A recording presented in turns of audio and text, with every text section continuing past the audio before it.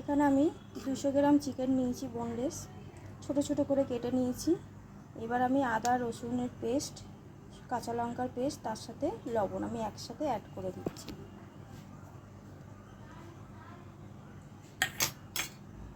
এবার আমি দিয়ে দেবো লেবুর রস।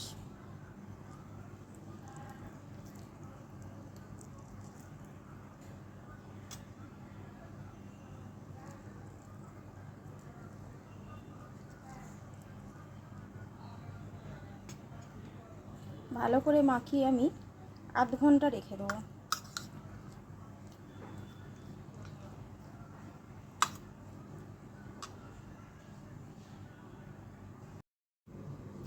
দিয়ে দেবো 1 চামচ ভিনিগার।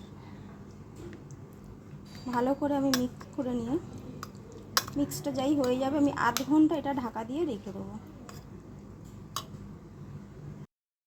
আধ ঘন্টা হয়ে গেছে।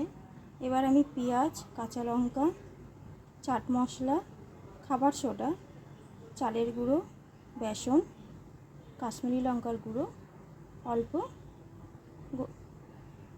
গরম মশলার গুঁড়ো সব আমি একসাথে মিক্স করে দেবো। আপনারা চাইলে ডিম দিতে পারেন, এখানে আমি ডিম দিচ্ছি না।